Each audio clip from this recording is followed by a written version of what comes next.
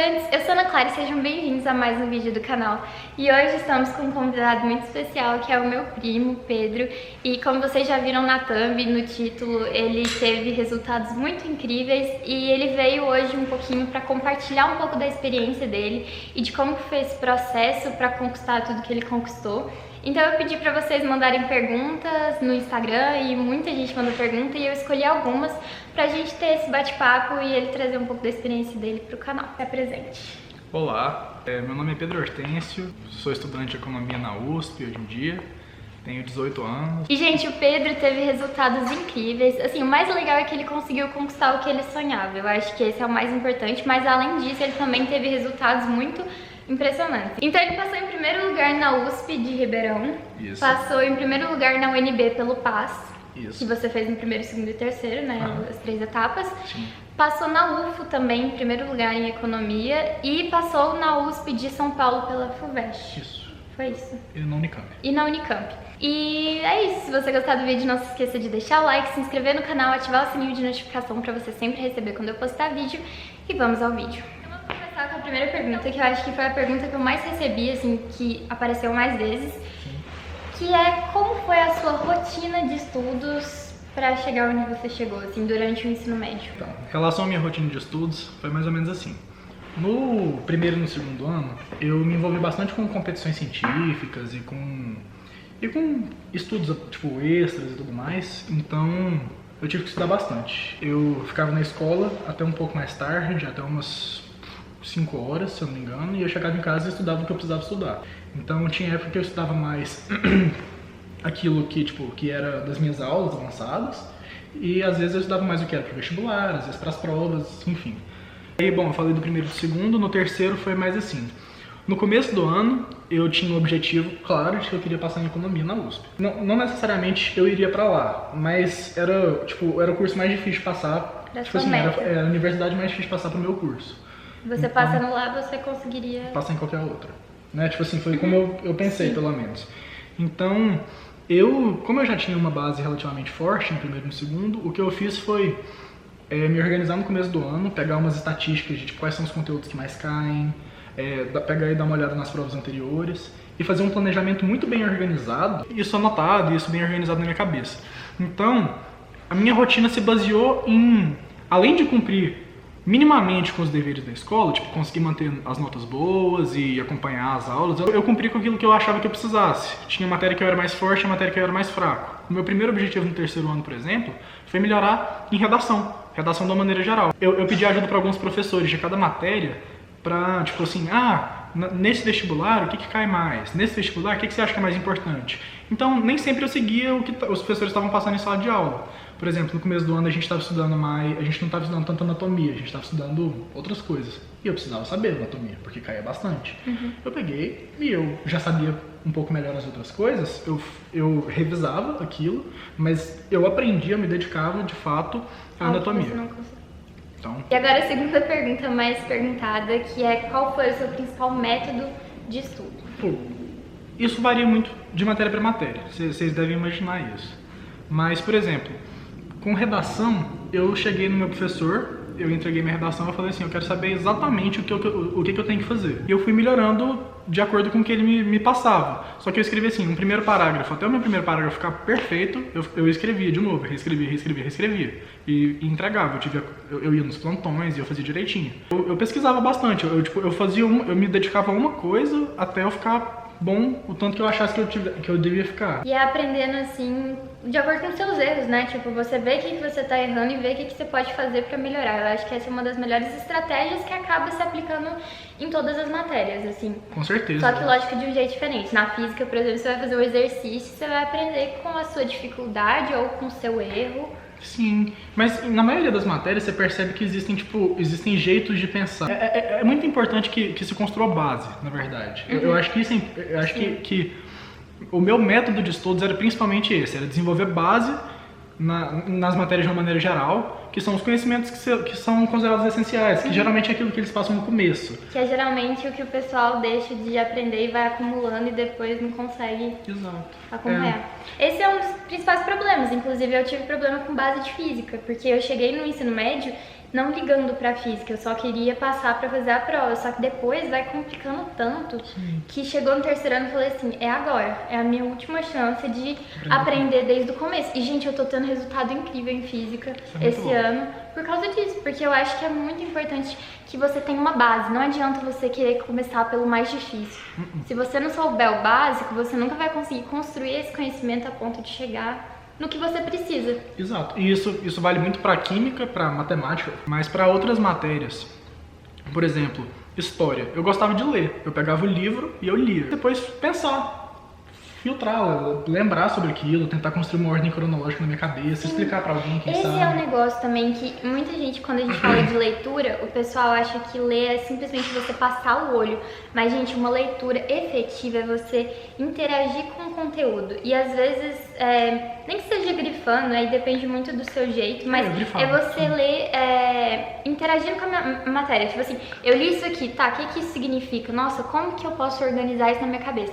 E história é uma matéria que você tem muitos recursos pra organizar. Se você fizer direitinho, você vai dar tudo certo. Eu acho que isso é muito legal, de ter uma leitura crítica, assim, de você ir lendo e entendendo o que você tá lendo, não é só ler. Exato. Dava quantas horas por dia?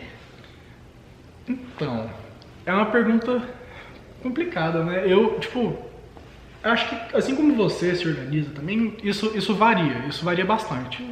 Tem dia que você tem uma meta de terminar o máximo de coisas que você conseguir. E aí você estuda o dia inteiro, você estuda o tanto que você conseguir, você estuda o tanto que você quiser. Até você cumprir seus objetivos. Ou não, até você cumprir um tanto bom, um tanto que você julgar ser suficiente. O objetivo no final é não o tanto que você estudou, na minha opinião, né? Pelo menos pra mim foi assim. Mas o tanto que você cumpriu com seus objetivos na amostra de tempo, assim. Você pega uma semana, você tem objetivos semanais, cumpra com eles. Fazer a maioria, assim, do que você planejou. E tem que ser realista, gente, porque muita gente pergunta assim, como faz pra estudar toda a matéria?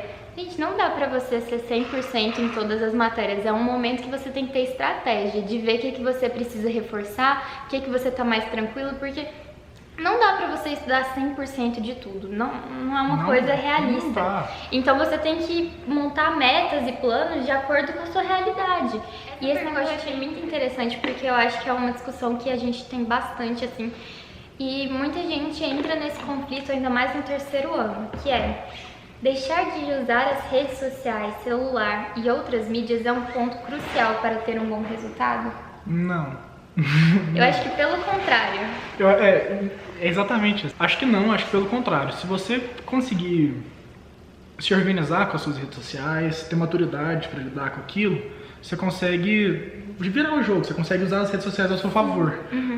Eu pessoalmente, no meu caso foi o Instagram e o WhatsApp, que me fizeram muito bem pro meu resultado. Eu tinha um grupo de estudos com meus amigos no WhatsApp, que chamava Revisão Surpresa. E eram alguns amigos que tinham objetivos parecidos com os meus e que estavam tão engajados quanto eu, e a gente ficava se mandando perguntas. Não só perguntas de vestibular, mas também, às vezes questões, às vezes... até uma curiosidade, uma pergunta bem objetiva, tipo, o que o peroxisomo faz? A gente mandava lá. E assim, coisas completamente aleatórias, mas que serviriam que todo mundo ali no grupo deveria saber. Então a gente fazia isso. É uma forma até de testar o seu conhecimento, tipo, será que eu aprendi mesmo isso? Exato, e eu acho até um pouco lúdico, pra ser sincero, porque você meio que, você desafia seus amigos, de alguma forma, e é legal. Você troca uma ideia e fica bastante produtivo. Esse grupo rendeu bastante durante 6 meses, a gente mandava pergunta, a gente mandava texto que achasse interessante e coisa do tipo. Isso me rendeu bastante, isso no WhatsApp. No Instagram, eu seguia bastantes páginas do tipo...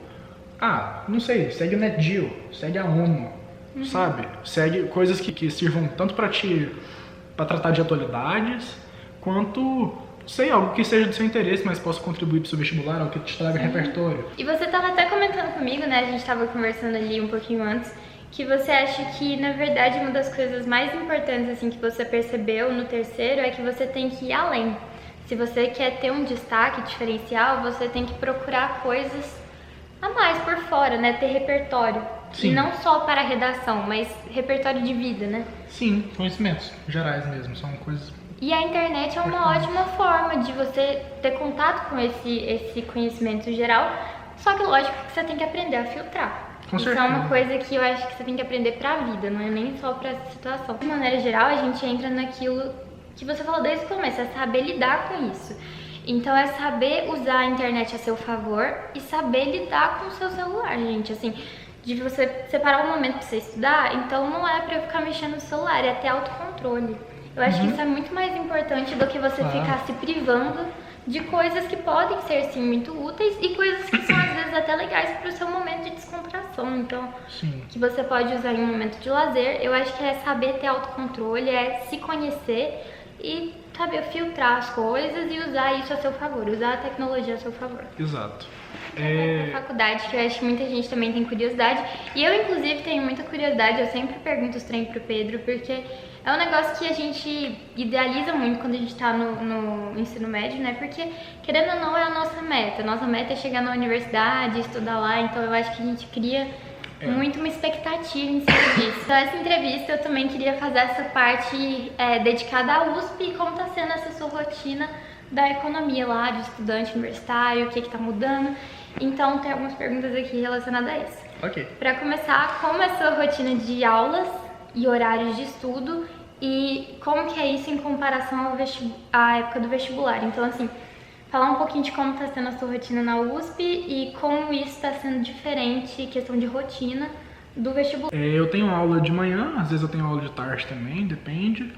E são aulas... tem esse detalhe, né? As aulas, minhas aulas no ensino médio eram de 50 minutos. Sim, As minhas aulas lá também. na faculdade são de 1h40 cada uma.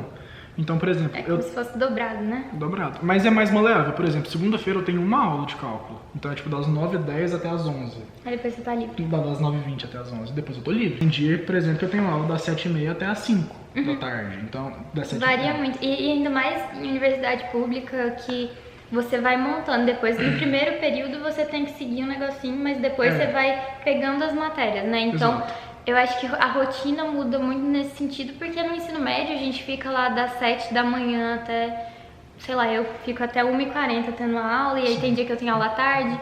Então eu acho que questão de carga horária de aula é menor, mas é aquele negócio que você tem que fazer muito fora, né? Você tem que estudar muito por fora, tem que estudar muito sozinho, pegar. É diferente do ensino médio, porque às vezes no ensino médio a gente fica mais tempo em sala do que estudando sozinho. E outra coisa na faculdade é que, o que muda é que você vai ter muito mais trabalho em grupo, você vai ter muito mais seminário, apresentação, enfim, coisas que são bem diferentes, sabe? Trabalhos um pouco mais práticos. Com métodos diferentes, né? É um sistema muito diferente. É um sistema bem diferente. Por exemplo, eu tive contabilidade agora, aula de contabilidade. Você tinha um trabalho final gigante, que valia um tantão da sua nota. E era na mesma época da prova, o tempo de entregar, só que ele passava no comecinho. Então, se organize. Então, era bem assim. Tem muita coisa em equipe, em grupo, é bem diferente, na verdade. É uma experiência nova. Completamente nova. Eu disse aqui, pelo que a gente julga como coisas que são importantes para o desenvolvimento estudantil durante o ensino médio, acho que a gente chega a uma conclusão geral de que é importante que se crie maturidade e autonomia para estudar. Se você tem que ter autonomia, você tem que se planejar, você não tem que estar à mercê do que seus professores passam e do que seus professores dizem, e o que a escola diz, enfim. Se você desenvolve isso bem durante o ensino médio, você tem uma noção do que é a faculdade, na minha opinião. O que eu senti na faculdade foi assim, os professores não vão segurar na sua mão, eles vão te largar, eles vão passar o que eles tiverem que passar. Tem professor que é pouquíssimo didático, mas de uma maneira geral é muito bom. Eu tenho professores incríveis, eu tenho professores que sabem coisa demais, mas eles não estão tão preocupados muitas vezes em você ter dificuldade ou não. Você tem que ler os textos, você tem que fazer as coisas por sua conta. E é bem legal, só que é complicado, não é fácil. Por exemplo, eu tenho professores que passam textos em inglês, em espanhol, se você não souber, boa sorte, sabe? Então é mais assim. E agora a última pergunta, que aí você pode falar o que você tá achando, e eu quero até dar uma incrementada na pergunta, que a pergunta é assim, como é estudar na USP? E aí eu queria que você falasse um pouquinho de como tá sendo, assim, expectativa versus realidade, porque o Pedro sonhava em ir pra USP desde que ele entrou no ensino médio. Então era um negócio que, desde o primeiro ano, ele virava pra gente, eu quero ir pra USP, quero morar em São Paulo. E ele mudou pra lá, tá morando com um amigo dele, então ele tá sozinho, tá longe da família. E eu queria que você falasse um pouquinho de como tá sendo estudar na USP, que é uma faculdade tão renomada, assim, uma das maiores do Brasil, se não a maior, né? E como que tá sendo essa experiência de morar sozinho e A relação de expectativa versus realidade, se tá sendo melhor do que você imaginou, se tá sendo pior, como que tá sendo? Então, de uma maneira geral, tá sendo melhor do que eu imaginei. Eu tô achando muito bom. Morar sozinho é interessante. Morar com uma amiga é muito bom. Existem suas dificuldades, né? De organização da casa, de lavar louça, lavar roupa, de não matar o amigo, essas coisas. Mas, de uma maneira geral, é muito bom.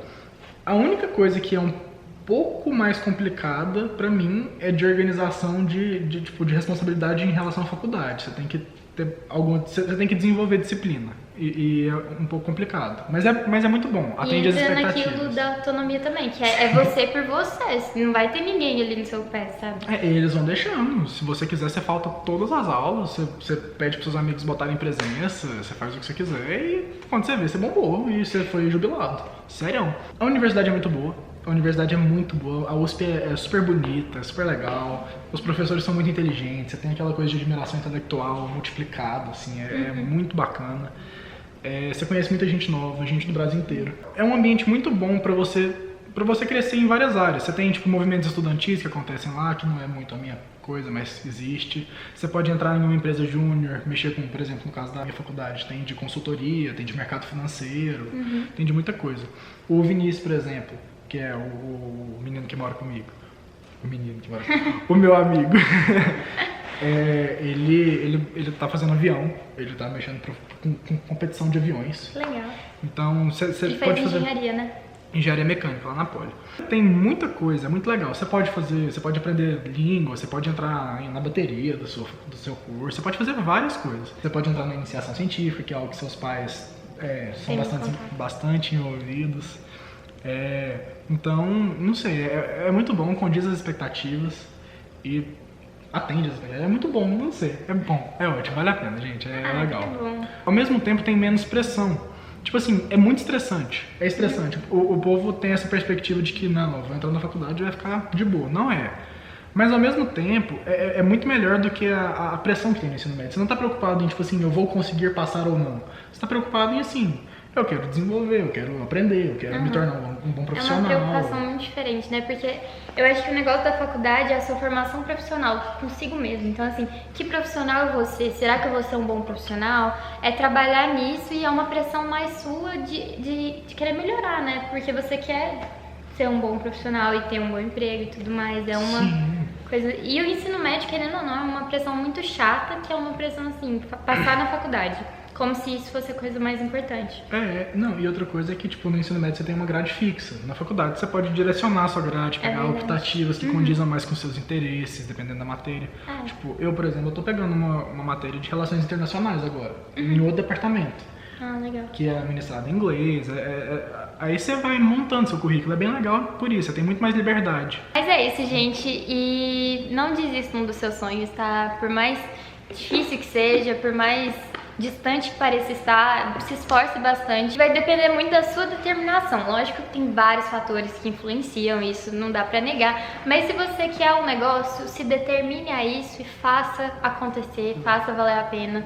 Porque cada um tem seus objetivos, cada um tem seus sonhos, então realize o seu, sabe? Eu trouxe o Pedro aqui como esse exemplo porque ele realizou o sonho dele de ir pra USP, tá gostando de estudar lá, então foi um negócio que eu vi ele amadurecendo muito ao longo do ensino médio, porque no fundamental você não estudava, né? Não. Ele era um aluno péssimo no fundamental, inclusive eu sempre brigava com ele e falava, Pedro, vai estudar, tipo... Porque eu sempre fui muito estudiosa. E aí eu vi o Pedro, eu ficava até agoniada, porque ele era bagunçado, não estudava, não fazia nada. E aí entrou no ensino médio com a determinação de passar na USP, estudou pra caramba no primeiro e no segundo, aprendeu muitas coisas que acabou não aprendendo no fundamental direito, que deixou passar.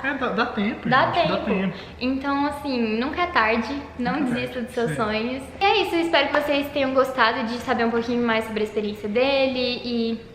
a gente ter esse bate-papo sobre estudo, sobre vestibular, eu acho que foi bem legal. E até o próximo vídeo, gente. Beijos!